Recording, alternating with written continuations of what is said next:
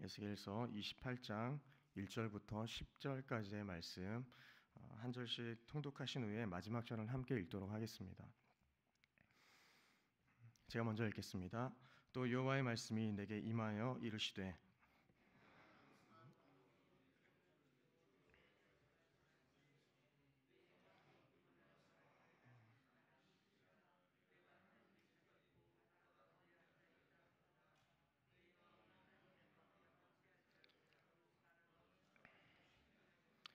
내가 다니엘보다 지혜로워서 은밀한 것을 깨닫지 못할 것이 없다 하고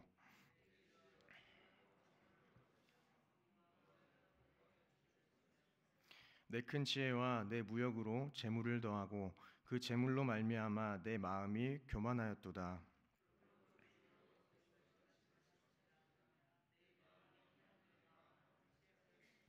그런즉 내가 이방인 곧 여러 나라의 강포한 자를 거느리고 와서 너를 치리니 그들이 칼을 빼어 내 지혜의 아름다운 것을 치며 내 영화를 더럽히며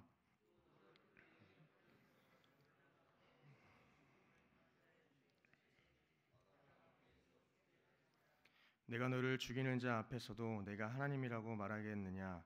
너를 치는 자들 앞에서 사람일 뿐이요 신이 아니라. 함께 읽겠습니다.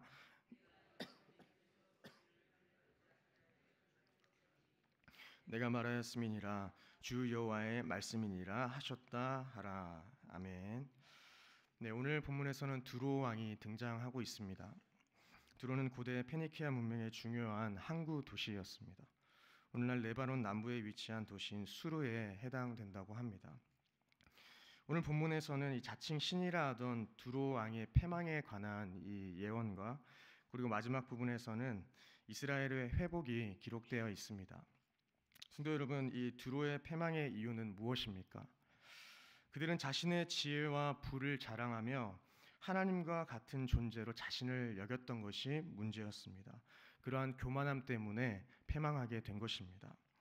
이처럼 오늘날에도 국가나 개인이 자신들의 지혜나 능력 그리고 부귀를 지나치게 의지할 때에 그들 자신이 마치 신이 된 것처럼 무한한 능력과 지혜를 소유한 것처럼 여기게 되면서 교만한 마음을 품게 된다는 것입니다.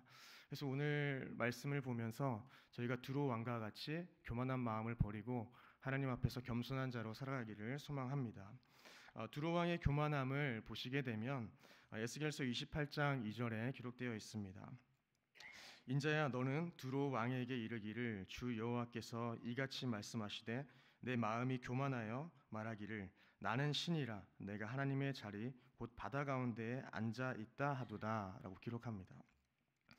그는 바다의 중심, 그러니까 하나님의 자리에 앉아 있다고 표현하고 있습니다. 그러면서 스스로 신으로 자처합니다. 이것은 교만의 끝이자 교만의 절정으로 볼 수 있습니다. 이제 하나님이 없는 삶을 택하고 그렇게 살아가는데 심지어 자신을 신으로 여기고 자신이 모든 것을 결정하고 내가 다 할 수 있다고 여기는 교만함을 이야기합니다. 사실 두로가 위치한 곳이 섬이기 때문에 어떠한 공격이라도 막아설 수 있었기 때문에 그러한 교만함이 더 생겼을 것이다 이렇게 이야기하기도 합니다. 이렇게 자신이 신이라고 자처한 두로 왕에 대한 하나님의 답변은 무엇입니까? 내 마음이 하나님의 마음 같은 채 할지라도 너는 사람이요 신이 아니거늘 이라는 것입니다. 참으로 마음을 지키는 것이 중요합니다. 모든 일이 마음 먹은 대로 우리가 마음 먹은 대로 되어질 때에 성도는 이를 내 힘으로 나의 노력으로 행한 것이 아님을 다시 한번 기억하고 되뇌어야 합니다. 그 모든 것이 하나님의 은혜라는 것을 깨닫고 다시 한번 주님 앞에 마음을 고정해야 한다는 것입니다. 성도 여러분, 두로 왕은 구체적으로 또 무엇이 교만하였습니까? 에스겔서 28장 3절로 5절을 한번 확인해 보시면 내가 다니엘보다 지혜로워서 은밀한 것을 깨닫지 못할 것이 없다라고 이야기하고 내 지혜와 총명으로 나의 능력으로 재물을 많이 얻어서 금과 은을 곳간에 저축하게 되었다라는 겁니다. 이 모든 이것이 나의 지혜로 말미암아 얻어진 것의 결과라는 것을 이야기하고 있습니다. 그러면서 5절에 내 큰 지혜와 내 무역으로 재물을 더하고 그 재물로 말미암아 내 마음이 교만하여졌다라는 것입니다. 지혜하면 저희는 다니엘을 떠올리게 됩니다. 두로 왕은 지혜의 대명사 다니엘보다 자신을 더욱더 지혜로운 사람으로 여기고 있습니다. 은밀한 것, 숨겨진 비밀도 다 안다고 이야기하고 있으니 이 얼마나 교만한 일입니까?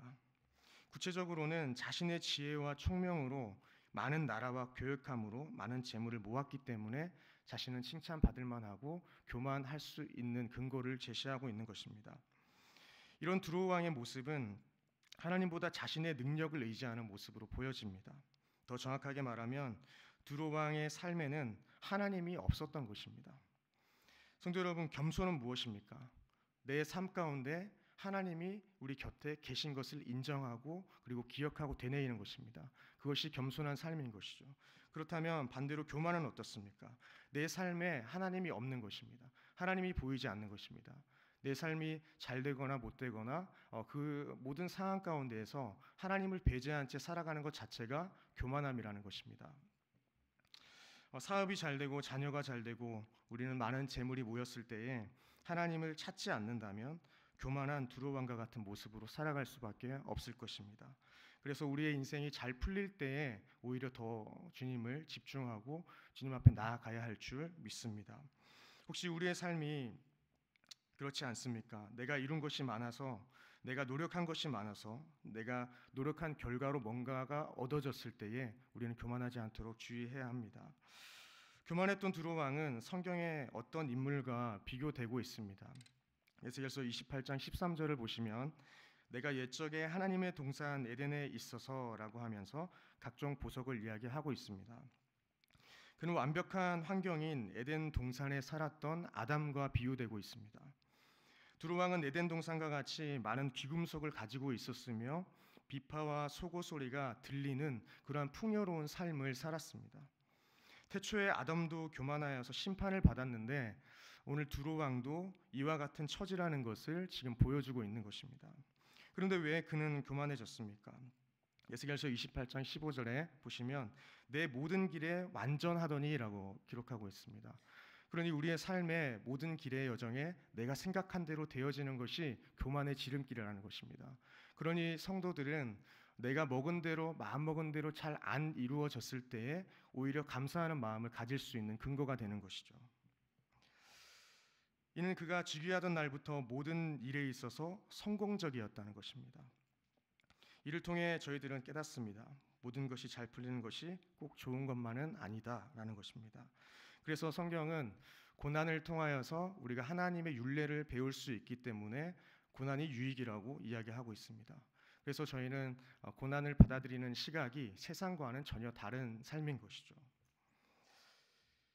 분명히 고난이 우리에게 알려주고자 하는 메시지가 있습니다. 하나님께서는 고난을 통하여서 저희에게 무엇인가를 깨닫게 하기를 소망하시는 것입니다. 그래서 C.S. 루이스는 그것을 확성기라고 표현했습니다. 그래서 우리에게 말씀이 들리게끔 하는 것이 바로 고난이라고 이야기한 것입니다.